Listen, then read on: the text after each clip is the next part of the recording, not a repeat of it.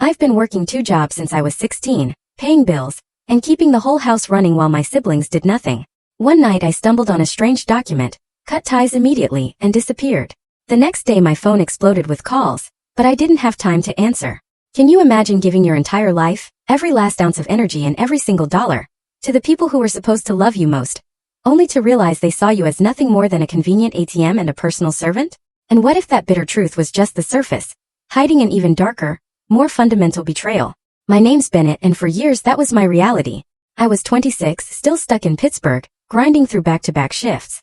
Days at a grocery deli in Greenfield, nights stocking shelves at a dollar store off Carson.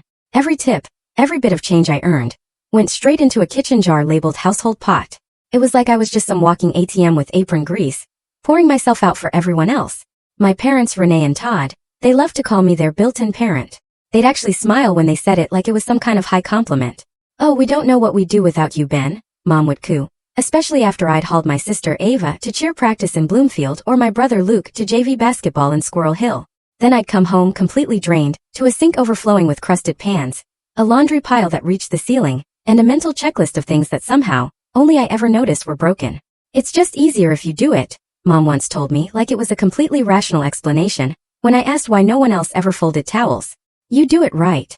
And it wasn't just chores, you know?" She conveniently forgot to switch the bills out of my name. My phone plan? Mine. Netflix? Mine. The electric bill? Yep, mine too. For the discount, she'd always claim. But when the notices came late, and they always came late, it wasn't their credit that took the hit. It was mine. I even found a red envelope once, buried under a stack of old pizza coupons. When I asked about it, she just waved her hand. "Oh, that? Yeah, I meant to pay it. You've got better credit anyway. Ours is shot." It was a gut punch every single time. My dad, Todd, he ran a landscaping business. "Small but honest," he'd say, except when he'd toss me his keys at 9 p.m. "Go pick up that blower from the shop." Forgot it again. And then almost immediately, he'd ask if I'd chipped in gas lately. If I said no, he'd just grunt. "Figures." Just one time, I dared to say I wanted to sign up for boxing classes in Homestead. Nothing fancy, super cheap. And Todd just barked. "We need that money for bills. Boxing is a luxury." Mom jumped right in. "Family comes first, right?" But their idea of family first meant the fridge was stocked for the twins. Ava got her oat milk and organic granola. Luke had his name brand protein powder. Me? I got off-brand mac and cheese and bruised bananas from the discount bin. My schedule, my double weekends, my deli slips, and their IOU for gas notes lived crumpled in my pocket. The kitchen calendar? That was sacred. Bright ink for every single one of Ava and Luke's events. But my shifts? My life? Not even worth a marker, apparently. And the stories don't even get me started. There was no baby book for me. No framed pictures before the twins showed up. When I once asked about my birth story, Mom just gave me this weird smile and said, "You were a miracle." It was like the twins came along and I was just the warm-up act before the real kids arrived. Then things started to feel off. One day, I needed my social security card for some paperwork.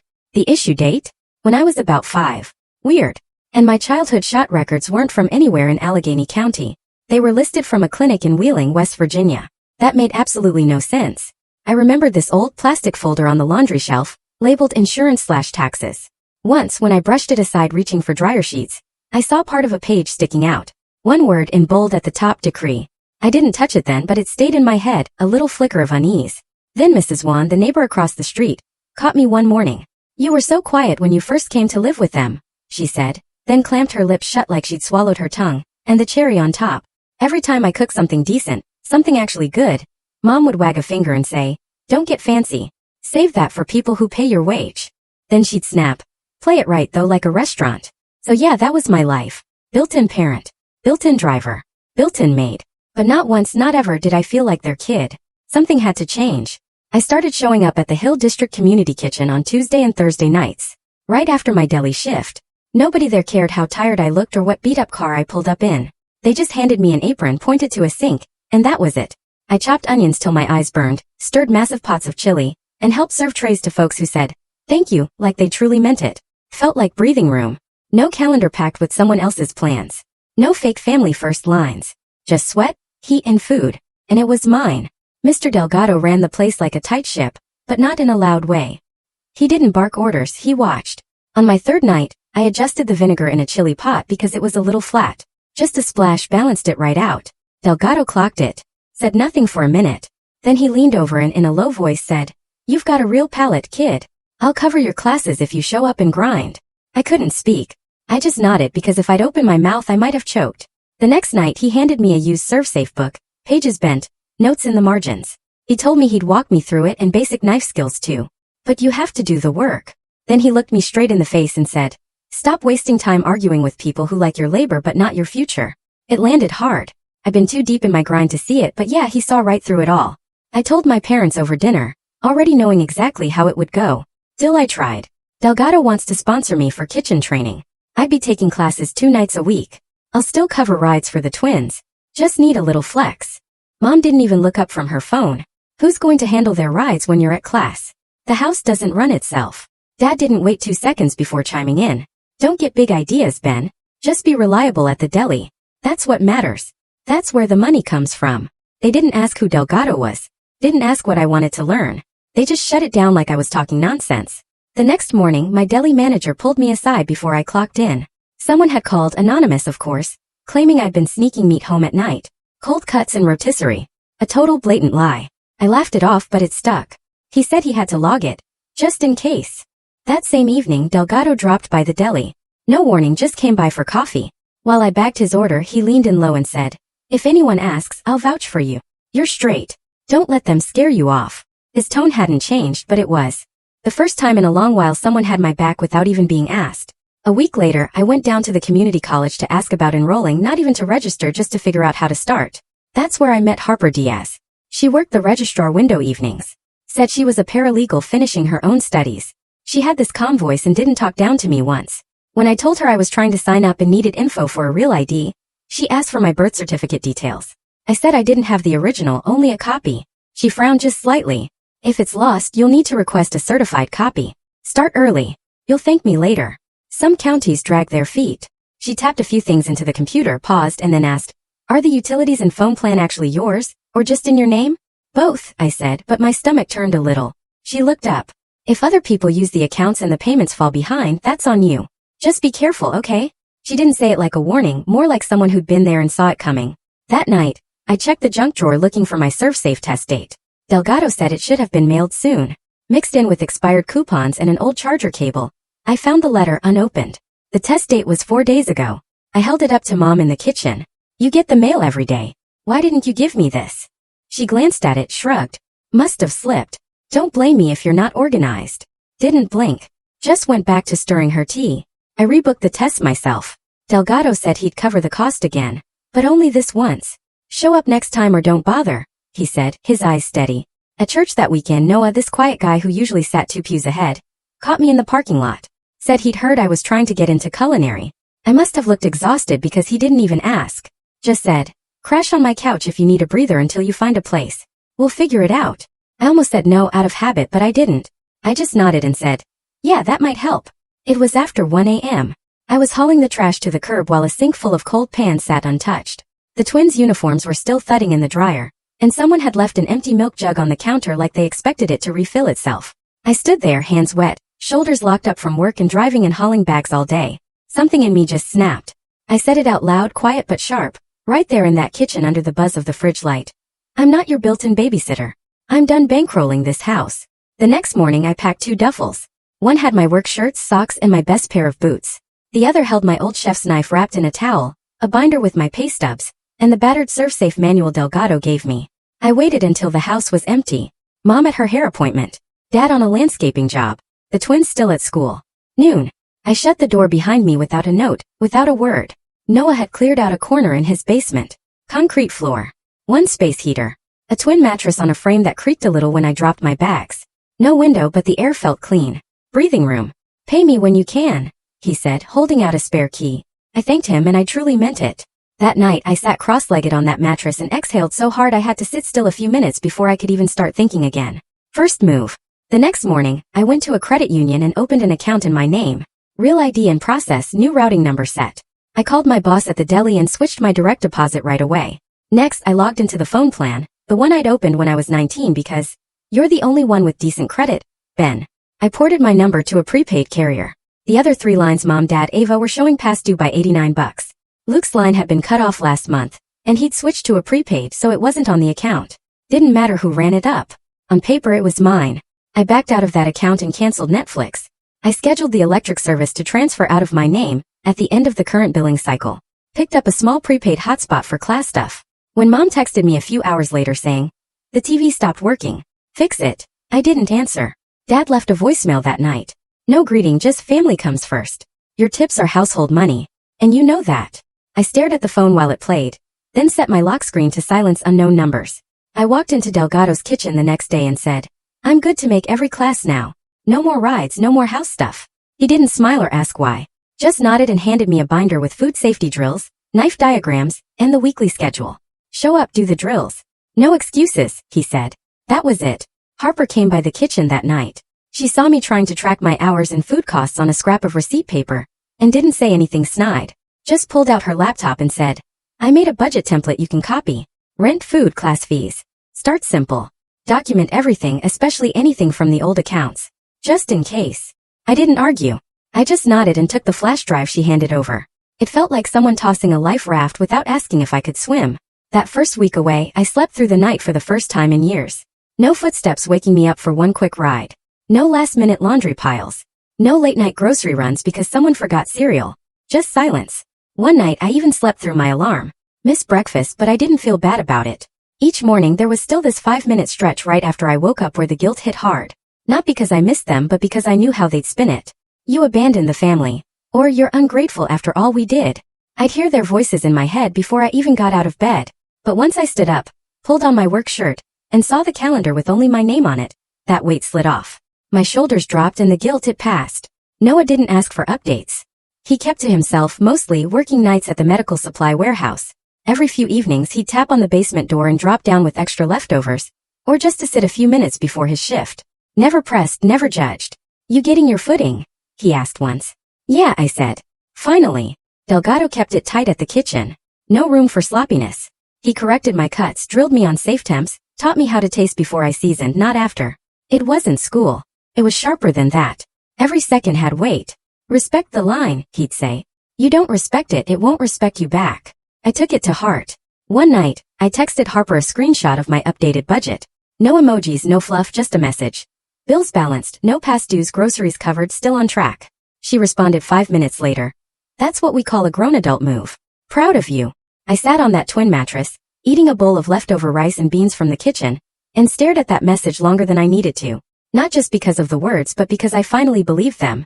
I was on my 15-minute break behind the deli, sitting on the curb trying to cram for my ServSafe exam with a highlighter and a lukewarm coffee when I saw Mom's minivan roll into the lot. She pulled up way too fast, parked crooked, and got out like it was some emergency. Her eyes were already wet when she walked up. "Benny, just hear me out," she said, like she hadn't been ignoring my texts for 2 weeks. I stood up and didn't say anything, just waited. She rubbed her temple, then went straight into it. "The phone bill's a mess now. Your sister's line keeps dropping. I need you to put it back. Just the account, just for the credit score. It's your name, your score. It won't hurt you." "It's already hurting me," I said, my voice flat. "I'm not putting it back." She blinked hard. "You're acting like this is all just nothing. Like this family didn't raise you." "I'm not your bank," I said. "And I'm not going back." Her face twisted, but she didn't say anything else. Just hugged her purse to her chest, turned and walked away. I went to clock back in, patted my jacket pocket, and my keys were gone. I checked the curb, my bag, the break table, even the floor in the back room. Nothing. I called her. She answered on the second ring. "Oh, I grabbed them by accident. They were just sitting there." "You made me late," I said. She laughed lightly. "Well, I didn't know they were important today." They were. I missed the test window. I had to rebook it for the following week. Delgado didn't say much, but I could see it on his face when I told him. "You better not make that a pattern," he said. "Second chances don't mean you get thirds." I passed it a week later, scored high, kept the paper slip folded in my wallet like a badge, but it sat heavy. Later that month, I went to the library to print some class notes and figured I'd finally pull my credit report while I was there. I needed to know how deep the damage was. There it was. A store card I didn't open under my name with a balance of $1,182. Opened 4 months ago. Same home address I just left. I stared at the screen, fingers frozen on the mouse. It was in my name, my SSN. My problem. I printed it out and took the bus straight to the kitchen. Harper was already there, doing homework in the corner with her headphones halfway on. I dropped the printout in front of her. "That's not my debt." She read it, jaw clenched. "We can dispute this. Also, you need to send them a cease and desist. If they use your info again, it needs to be on record." We sat down at her firm's copier the next day and drafted the letter together. Clear, direct. Stop using my identity for accounts or credit. She helped me get it notarized and sent certified. I still remember her saying, "This isn't spite. It's protection." Delgado backed me too. When I told him what was going on, he pulled a wrinkled letterhead from his drawer. "Tell me what to write. I'll sign it. I've seen you clock in, work clean, hit deadlines. If it goes to court, I'll say what I know." I filed a small claims case the same week. Went downtown, waded through metal detectors, and handed over a folder with copies of my bank statements, ID, credit report, and a screenshot of the disputed card. The clerk stamped everything and said, "You'll get a hearing date within 6 weeks." That night I got a text from Mom. "You're tearing this family apart over a piece of plastic. Hope you sleep well." 2 days later, Dad called from a blocked number. His voice was calm. Too calm. "Just put the Netflix back. Your sister's stressed. All this overreaction for what?" I hung up. Delgado put me on steam table prep for the night crew. I stayed late practicing Brunoise cuts on carrots and celery till my hands cramped. He walked past, glanced down at the cutting board and said, "Clean cuts. That's how you keep the line flowing." I asked him about steam table timing. "How do I hold the greens without turning them to mush?" "No wasted motion," he said. "Season, taste, adjust. Stop second guessing.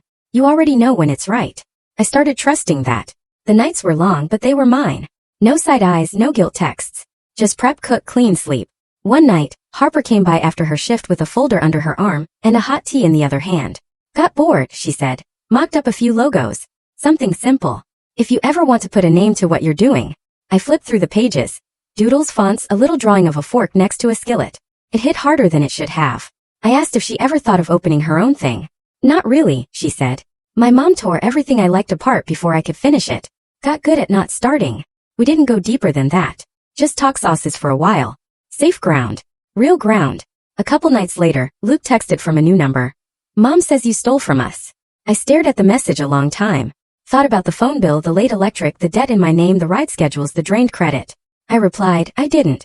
You know me." That was all I wrote. I didn't add anything else and I didn't wait for an answer.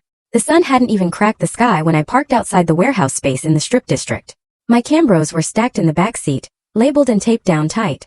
I carried them in one by one, shoulders burning from the weight and nerves, and set up my station near the back table by the utility sink. Pulled chicken with tangy slaw, pierogi hash with hot honey, and roasted carrot salad with mustard vinaigrette. That was my lineup. Delgado handed me the keys to that corner and said, "Don't overthink it. Just feed them." I taped a line diagram to the wall, labeled every tray, and double-checked holding temps like it was a state exam. Harper was already up front, setting up the sign-in table. She looked at my labels, raised an eyebrow, and smirked. "You labeled the tongs?" I shrug. I like knowing what goes where. She handed me a Sharpie. "Then you missed the sauce ladle. Get it together, chef." The volunteers trickled in around 7 a.m. Neighbors from the hill, a few church folks, a couple of food bloggers with camera gear that looked more serious than they needed. I kept my head down and my station clean. No extra chatter, just hot food, full plates, wipe down, repeat. Then a volunteer tapped my arm and leaned in close. "Do we have a copy of the permit on site? City guy might swing by." Someone said it's missing from the binder. My stomach dropped. Delgado was off fixing a fryer issue, and the binder was nowhere in sight. I scanned every table trying to stay calm, but my pulse was jackhammering. That pop-up could get shut down in 5 minutes over a missing page. Harper clocked the look on my face from across the room. She jogged over, already unzipping her tote. "Breathe. You're covered." She pulled out a folder and slid it across the table. Copies of my ServSafe, the pop-up notice, and the temporary health permit with today's date highlighted. I grabbed it with shaky hands and nodded. "Got your back," she said, then went back to her table like it was nothing. By mid-morning, the room was packed. Steam clung to the windows. Music bumped from somebody's Bluetooth speaker. The slaw was getting low, so I doubled the next batch and went heavier on the vinegar this time. Plates kept coming back clean, which is how I knew I wasn't screwing it up. Some guy from the local event board came around mid-shift and told us there'd be a mini cook-off added to the fundraiser. Comfort food category. Quick vote. No entry fee, just for fun. Delgado clapped once and shouted across the kitchen, "You and Bennett." I nodded. Already knew what I was submitting. Pierogi hash. Caramelized onions, diced kielbasa, hot. Honey drizzle. Pittsburgh enough to feel familiar, but mine. At the end of service, they read off the winners over a staticky mic. My hash took first. They handed me a little envelope. Microgrant, $2,500 plus a shout-out in the East End neighbor blog. I stood there holding it like it might vanish if I blinked too long. Delgado clapped me on the shoulder. "You earned that. Don't spend it on anyone's phone bill." I laughed short and sharp. But yeah, I heard him loud and clear. The buzz was still in the air when I caught sight of someone standing too close to the coffee table. Dad, in his faded landscaping jacket, talking to one of the church volunteers like he owned the place. "He owes us," I heard him say. "We raised him. Duty doesn't end just because you get a little attention." I was ready to walk over and end it, but Noah beat me to it. Didn't say a word, just stood next to me, arms folded, eyes locked on Dad until he got the message. Dad turned, mouth half open, then saw us both, and left without saying another thing. After cleanup, I sat on an overturned milk crate with my back aching and grease under my nails. A guy with a small food truck, parked near the edge of the event, came over. "You the one who did that hash? You ever want a guest on a Saturday? Hit me up. We'll split tips. I run ribs and rice. Could use variety." I took his number. 2 weeks later, I rolled in at 6 a.m., and we did rib tips and slaw in Lawrenceville. Sold out by 3. Folks came back asking when I'd be there again. The pop-up post blew up on Instagram. Someone snapped a pic of me next to the chalkboard menu. And another kid tagged a photo of a paper napkin where they'd drawn my name above a house and a tiny skillet. Bennett's Small Kitchen. I saved it and made it my phone wallpaper before I even left the truck. A few days after that, Delgado pulled me aside in the walk-in cooler. "I've got a buddy with a spot in Polish Hill above his lunch place. 1 bedroom. Nothing fancy, cheap rent, but it's above a kitchen. If you're serious, I'll make the call." "I'm serious," I said. I didn't even need to think about it. Later that week at another weekend event, I was serving trays when I saw a kid in a black hoodie, head down, standing in the line with a few dollars in hand. It was Luke. He didn't say anything at first, just looked around, took in the crowd. Then he said, "Slaw is hitting hard. You make this?" "Yeah," I said. He handed over crumpled bills and took his plate. "Tastes better than what we got at home," he added. "Just saying." He walked off before I could respond, but I saw him finish the whole thing. That night, driving Noah's old beat-up car since mine was still in the shop, we rolled down the windows and let the air hit us. I had grease on my shirt, tips in my pocket, and a win I didn't owe to anyone but myself. Noah was laughing about some guy who tried to trade 3 pickles for a second plate. I was laughing too. Couldn't stop, actually. Felt good. It felt earned. I needed a certified birth certificate for my real ID, and the final culinary enrollment form. The school had already let me register for classes, but they flagged it.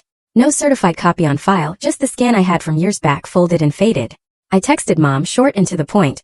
"Need my birth certificate, state copy, real ID, deadline." She replied a few hours later. "Must have filed it somewhere safe. I'll let you know when I find it." She didn't. A week passed. Then another. Nothing. Then one afternoon she sent a message out of nowhere. "Your last box is in the laundry room. I'll be out from 3 to 4. Doors unlocked." No hi. No apology, no mention of the birth certificate. But I knew that window meant I wouldn't have to see her face. And that was good enough for me. I parked across the street, went in quiet and didn't linger. The box was right where she said. Duct tape sloppily, my name written in faded Sharpie. I had my hand on the doorknob ready to walk out, when I stopped and looked at the laundry shelf. That plastic folder with the label insurance/taxes was still there. I'd seen it 100 times, shoved between a box of dryer sheets and old file folders. I pulled it down. It felt heavier than I remembered. I opened it and saw the word decree, in bold at the top of a page. Underneath it, adoption final decree. I kept flipping. There was an amended birth certificate with my name, same first and last, but the issue date was from years after I was born. Parents, Renee Bennett and Todd Bennett. Next page. An immunization card from a pediatric clinic in Wheeling, West Virginia. Not Allegheny County. Not Pittsburgh. Wheeling. I checked the SSN paperwork inside too. The issue date lined up with when I was about 5. I just stood there holding it all, hands cold. There's a difference between having suspicions and seeing it printed on state forms. I remembered what Mrs. One said once when I was a kid. "You were so quiet when you first came to live with them." She'd clamped her mouth shut after that, like she'd slipped. And Mom, during every argument when I pushed back or said no to something unfair, always fired the same line. "We saved you. You owe us now." I knew exactly what she meant. I took photos of everything one by one, clear, centered, time-stamped. Then I put it all back exactly how I found it, and walked out with the box like nothing happened. I texted Harper on the bus ride back. She met me at the basement later that night. Didn't ask questions at the door. Just sat on the edge of the mattress. Let me drop the box on the floor and waited. I showed her the photos. She scrolled through one by one, not reacting. Then she asked, "Want me to help you call the county clerk?" "Yeah," I said. "I want the certified copy. I want whatever the agency can tell me." She nodded once and opened her laptop. "Will request non-identifying info. You've got the right. Closed case or not." I stared at my hands while she typed. I didn't feel anything right then. No anger, no tears, just a kind of blank wait. We called the Allegheny County clerk the next morning. I asked if they could confirm a foster-to-adopt case for a kid with my name, Born the year I was adopted by Renee and Todd Bennett. The woman on the phone asked for some ID, then put us on hold. Harper muted the speaker and said, "Whatever happens, it's real now. Not just guesswork." The clerk came back 10 minutes later and said the file was sealed but active. Finalized when I was 5 right there in Allegheny County. She confirmed the amended certificate and the names of my adoptive parents. That was all she could give, but it was more than enough. Back at Noah's basement, I sat on the mattress, my coffee going cold in my hands. It was quiet. The space heater hummed. The water pipe above my head knocked like it always did when someone used the bathroom upstairs. There's a difference between suspecting and knowing. Harper didn't say, "I'm sorry." She didn't say, "That's crazy." She just sat next to me and said, "What do you need next?" I didn't have to think. Certified copy. Enrollment done. Keep my head straight. She nodded. "Then we'll do it." I went to the kitchen that night and told Delgado everything straight up. No drama, just the facts. He didn't blink. "This isn't who you are," he said. "It's just where you came from. This is the part where you pick what your life is, not what you were told."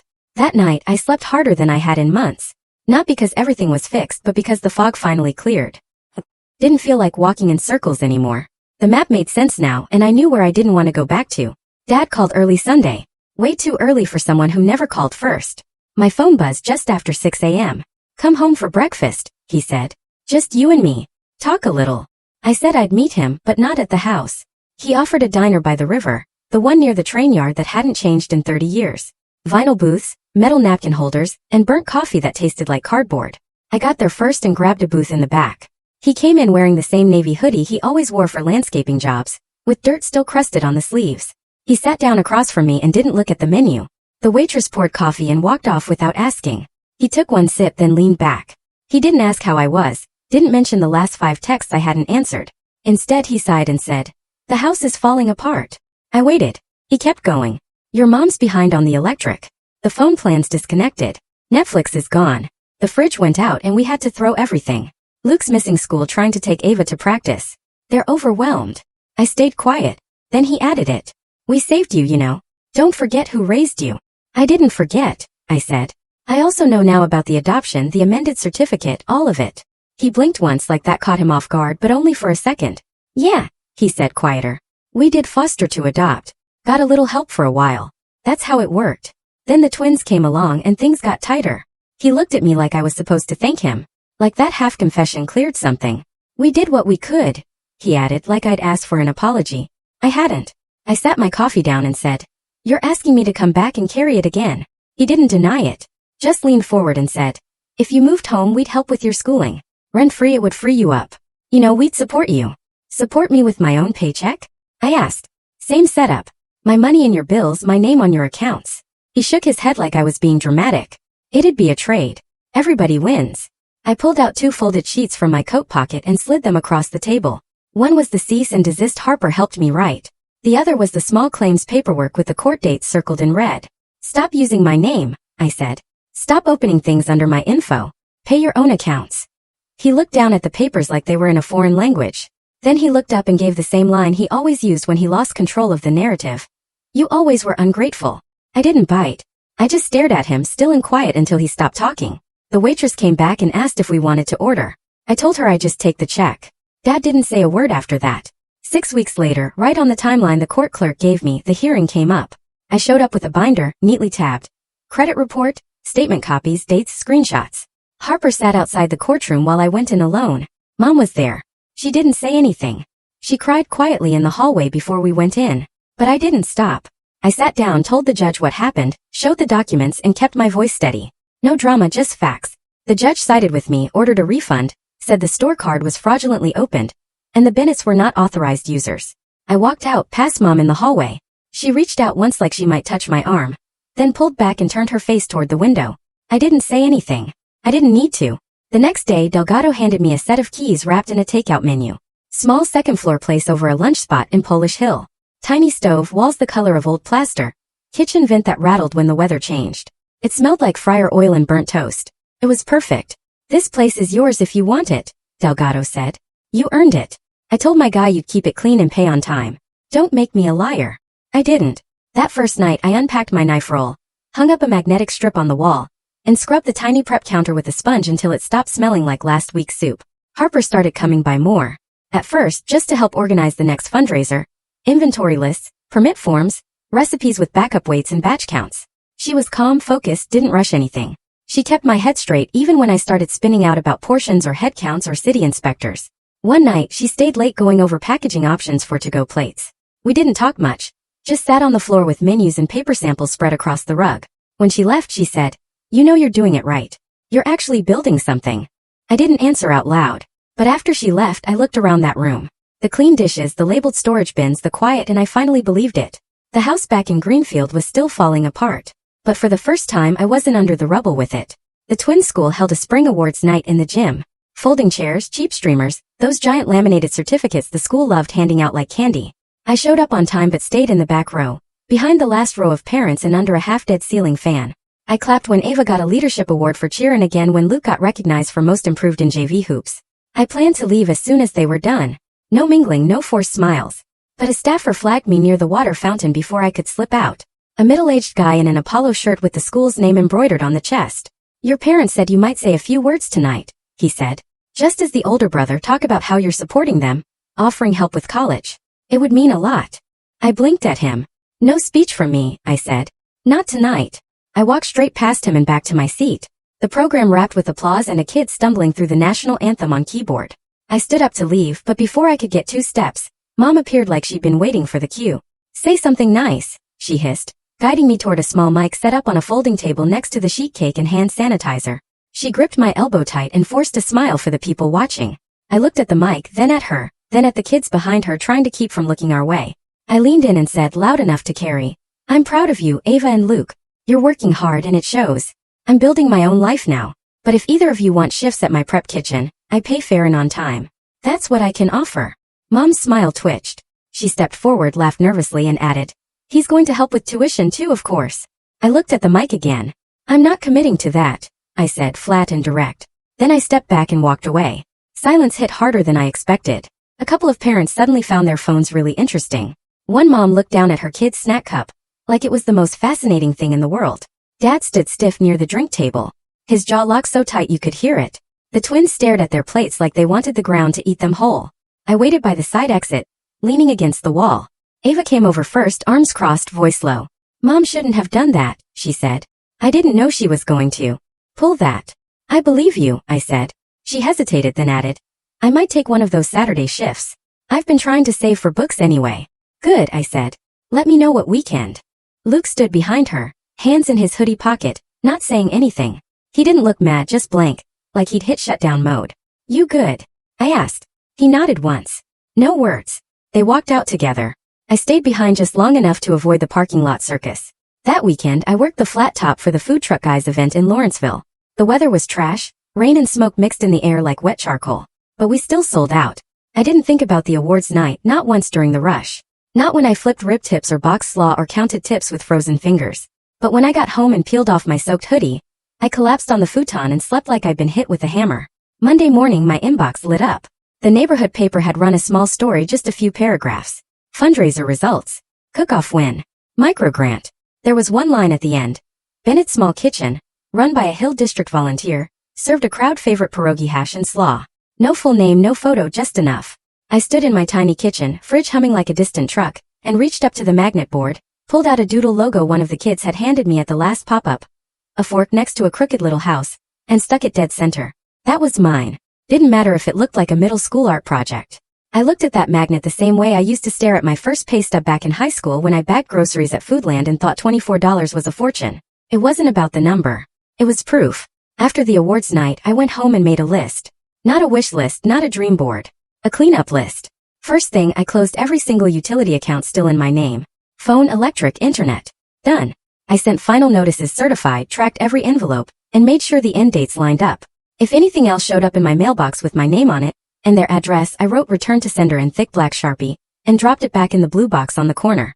That refund from the small claims case finally hit my credit union. $1,182 minus court fees. I moved half into savings and put the other half into my equipment fund. No detours, no family bailouts. That money had a job now. Harper helped me knock out the last pieces of the fraud report. We filed the official dispute, froze my credit to block new hard pulls, and signed up for alerts in case anyone tried something again. While we filled out forms at the kitchen table, she said, "Boring wins are the best wins." I didn't argue. She wasn't wrong. A few days later, my tax refund dropped into the same account. Clean deposit. First one in years with no surprise holds or mystery charges. I took the bus to the south side and bought 2 second-hand stainless prep tables from a closed cafe. Hauled them back in a borrowed van with legs wrapped in packing tape. I found a used commercial blender on Craigslist. Called the guy twice to make sure it worked. Then paid cash and carried it up the narrow stairwell to my apartment above the lunch spot. Nearly threw out my back, but it made it to the counter in one piece. I registered a DBA Bennett small kitchen and filed for a basic event permit. Delgado signed on the paperwork as my mentor. No hesitation. His signature on that form meant more than a whole year of "we're proud of you" from anyone else. That little one-bedroom over the Polish Hill lunch spot stopped feeling like a crash pad and started feeling like a real space. I shifted the futon against the far wall and set up the prep tables under the window. When the street got quiet at night, I could hear the lunch spot's hood vent humming below like white noise. It was better than silence. It meant work was getting done. Then one Saturday, Ava texted and asked if I still needed weekend help. I gave her prep tasks. Wash, produce, label containers, stack trays in order. Nothing fancy, but I didn't babysit her either. She knocked it out without attitude and left with a clean white envelope of cash. No promises, no guilt trip. Luke came the next week. Just showed up at the door in a hoodie. Didn't even text first. I handed him a dish towel and pointed at the stack by the sink. He didn't complain, didn't ask questions. Just got to work. We didn't talk much, but he didn't look away when we passed each other. That was enough for now. It was a rainy Thursday when Harper showed up with a suitcase and a few taped-up boxes from her mom's place. She didn't make a speech or ask for permission. Just walked in, set her stuff down by the futon and said, "Dinner's on me if you're good with pasta and canned sauce." We boiled water, split the sauce, and ate sitting on prep stools in the kitchen with our plates balanced on upside-down mixing bowls. After, I cleared out a drawer in the dresser and didn't say a word about it. She noticed. That was all it took. The next day, we put up a magnet board. Orders on one side, bills on the other. I stood there looking at it for a full minute. Everything had a place. Nothing was on fire. Delgado stopped by that weekend to drop off a box of extra quart containers and poked his head around. "You've got a shot," he said, checking out the setup. "Keep it about the food and the books. Don't get lost in anything else." "I won't," I said, because finally, for the first time, I actually believed that was possible. The envelopes came certified. One from the county clerk with my certified birth certificate. Another from family court with the finalized adoption decree. I didn't frame them. Didn't light a candle or sit in silence. I slid them into a fireproof envelope, sealed it, and tucked it under the sink next to receipts, my vendor permit, and the backup keys for the blender. That was where the important stuff lived now. Right where I could reach it, but out of the way. 2 days later, my phone rang again. New number. I let it go to voicemail.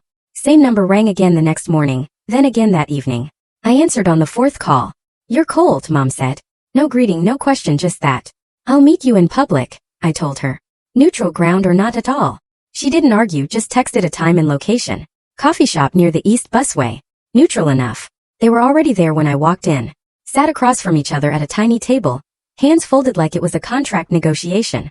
Dad looked tired but didn't say it. Mom had her coat draped over the back of the chair like she planned to stay. I sat across from them, didn't order anything. Dad leaned forward first. "Come home." "No," I said, no hesitation. He looked at Mom, then back at me. "The twins need help. The house." "I know what the house needs," I said, "but I'm not the answer to it." I let it hang there, then added, "I'm grateful you took me in. I am. I don't forget that. But I won't fund your house or babysit your life. Boundaries aren't punishment. They're how this doesn't keep burning." Mom crossed her arms. "We thought you'd understand." Her eyes were dry, voice flat. "We saved you," she added. I stood up. "I'm grateful you took me in," I said again, this time louder. "But gratitude isn't servitude." Neither of them followed me out. A week later, I got a text from Luke. Short, just a sentence. "We're actually doing chores now. I get why you left." "I'm sorry." I stared at it a long time, thumb hovering over the screen. Then I wrote back. "Proud of you. Shifts open this weekend." Harper came home that night with a cheap little plant in a plastic pot. One of those grocery store succulents that barely needs water. She set it by the window between the spice rack and the backup roll of paper towels. We ate leftover slaw and watched a game on the old TV we'd picked out together off Facebook Marketplace. It still had someone's name written on the remote in Sharpie, but it worked fine. The magnet logo, a fork next to a crooked house, finally peeled off from the fridge. I didn't throw it away. I traced the outline onto a blank sticker sheet and cut it clean, then pressed it onto the inside of the door, just above the light switch. No spotlight, just mine. That night, I loaded the Cambros into the trunk for a church hall job. 3 trays of roasted vegetables, 2 racks of pulled chicken, sauces sealed and labeled. I locked the door, shut off the light, and stood in the quiet. No half-whispered demands through the vents. No stacked dishes waiting.